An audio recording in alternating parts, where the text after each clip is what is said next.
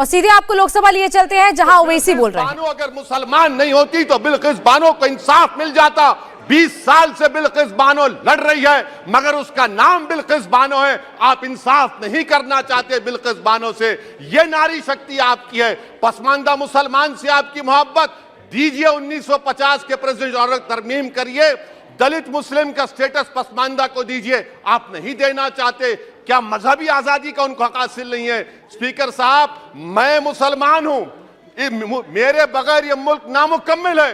मैं इस मुल्क का यरगमाल नहीं हूं, मैं इस मुल्क का कैदी नहीं हूं। मैं पूरे सिटीजनशिप की राइट को चाहता हूं और अभी चाहता हूं। कब आप बिहार के सुरजापुरी और कोल्हिया बादरी को कौमी ओबीसी स्टेटस देंगे? स्पीकर साहब, दूसरी अहम बात मैं कहना चाह रहा हूं। चीन का जिक्र आपने किया। क्या प्रधानमंत्री अपनी जबान को जुम्बिश देंगे और चीन का नाम लेंगे? क्या आप चीन को डेमचौक और डेमसांग से उखाड़ कर फेंकेंगे? डीजीपी कॉन्फ्रेंस में चेयरमैन साहब कहा गया कि 65 पेट्रोलिंग पॉइंट में से 26 पेट्रोलिंग पॉइंट पर भारत की फौज पेट्रोलिंग नहीं कर सकती है। चीन से आप डरते हैं। अरे डिसएंगेजमेंट हुआ तो डी-एस्केलेशन कब होगा? डी इंडक्शन कब होगा? चीन से आप डरते हैं। 3 साल से चेयरमैन साहब 50,000 भारत की फौज हजारों फीट चोटियों पर बर्फ में खड़ी हुई है। देश के प्रधानमंत्री को क्या भारत की आवाम पर भरोसा नहीं है? भारत की फौज पर भरोसा नहीं है? ये अपने घर के पास सिर्फ देसी मुर्गियों को पाल कर हर साल 6 लाख कमा रहे हैं। आप भी ये करना चाहते हो तो फ्रीडम ऐप को अभी डाउनलोड कीजिए। अरे चीन का नाम लीजिए वजीर आजम, डरिए मत चीन से। तीसरी पॉइंट सर, हमारे कानून के मंत्री चले गए। पैराग्राफ 79 और 82 में बेसिक स्ट्रक्चर पर, आईनी ओहदों पर बैठे हुए लोग बेसिक स्ट्रक्चर पर तनकीद करते हैं। लॉ मिनिस्टर कॉलेजियम पर तनकीद करते हैं। इस ऐवान में जब एनजेसी का बिल आया, मैं वाहिद एमपी था, अब याद होगा आपको, जो मैंने कहा था कि भारत के संविधान के खिलाफ होगा बेसिक स्ट्रक्चर के। इंदिरा गांधी से सबक हासिल करना चाहिए। इंदिरा गांधी कहती थी कि जुडिशियरी मेरी पाबंद होना। अब नरेंद्र मोदी कहते हैं कि जुडिशियरी मेरी वफादार होना। इंदिरा गांधी ने 42nd अमेंडमेंट किया, देश की जनता ने इंदिरा गांधी को इख्तियार से बेदखल कर दिया। आप वही इंदिरा गांधी की इरा को ला रहे हैं। आप बताइए स्पीकर साहब, क्या ईसाई मानने वाले व्हाइट टेरर हैं? क्या ईसाई मजहब के लोग व्हाइट टेरर को फरोग देते हैं? आप बताइए। मैं यहां पर जजेस को तहफ्फुज करने के लिए नहीं खड़ा हूं, मैं बेसिक स्ट्रक्चर की हिफाजत में बोल रहा हूं।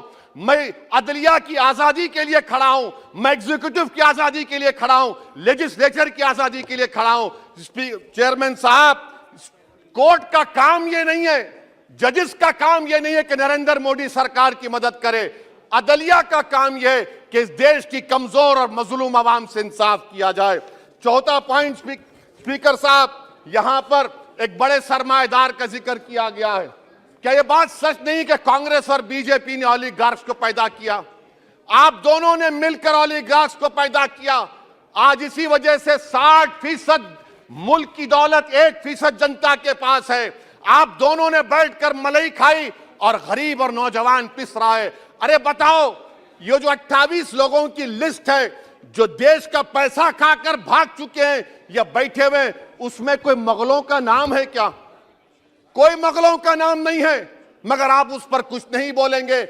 संडेसरास कंपनी है, 15,000 करोड़ नाइजीरिया और केनिया की कोर्ट में जाकर कहती हैं कि हम हिंदू हैं, भारत को आएंगे तो परसिक्यूशन होगा। आपने कोर्ट में कुछ नहीं कहा, वहां पर एसआईटी आपने बनाई। मगर शुक्र है, मैं लाइटर वेन में कह रहा हूं कि हाइडनबर्ग अगर यहां होता तो यूएपीए लग जाता उस पर। और सर, मैं नरेंद्र मोदी सरकार को मशवरा दे रहा हूं लाइटर वेन में कि ये अंग्रेजी का अल्फाबेट ए बड़ा अशुभ है आपके लिए। AA को आपने कहा कि बेटा फाइटर एयरक्राफ्ट बनाओ, बैंकरप्ट हो गया। अब कैपिटल ए को आपने 17 इंडस्ट्री दे दिए, हम पूरे विश्व में मार्केट कैप हमारा 5वें नंबर पर आ गया। सर, देश के प्रधानमंत्री से बताना चाह रहा हूं कि वजीर दाखिला का नाम भी ए से शुरू होता है। मैं खत्म कर रहा हूं। मैं चेयरमैन साहब, मैं सरकार से पूछना चाह रहा हूं कि क्या जनवरी 2024 और फरवरी में क्या ये सरकार थर्मो न्यूक्लियर ब्लास्ट करने जा रही है? क्या आपने हमारे अतराफ में देख लिया कि उसके अवाक़िब व नताइज क्या निकलने वाले हैं? चेयरमैन साहब, मैं आपको बता रहा हूं कि ये अपने घर के पास सिर्फ देसी मुर्गियों को पाल कर हर साल 6 लाख कमा रहे हैं। आप भी ये करना चाहते हो तो फ्रीडम ऐप को अभी डाउनलोड कीजिए। चीन के बारे में क्या हमको बीबीसी की की रिपोर्टिंग की जरूरत पड़ेगी, जिस तरह 2002 गुजरात के बारे में कहा गया?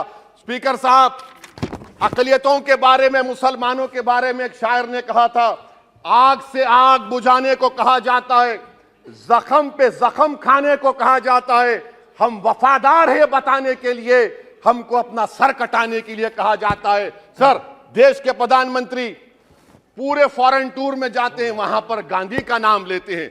मुझे अप्रीहेंशन, खदशा इस बात का है कि इस देश में 2 बाबा कौम हो जाएंगे, एक सावरकर होगा और एक सौतेला बाबा कौम। कहीं आप महात्मा गांधी को ना बना दे तो सर मैं खत्म कर रहा हूं सर। इसीलिए मैं आपके जरिए से हुकूमत से मुतालबा करता हूं कि प्लेसेस ऑफ वर्शिप एक्ट को डिस्टर्ब ना किया जाए, मुसलमानों का अक़लियतों का बजट बढ़ाया जाए, बिल्किस बानो से इंसाफ करिए, चीन से मत डरिए प्रधानमंत्री, चीन को काट रखेंगे। शुक्रिया सर। इंडिया टीवी हर वक्त हर जगह डाउनलोड करने के लिए सर्च करें India TV news Google play store या ऐप स्टोर पर।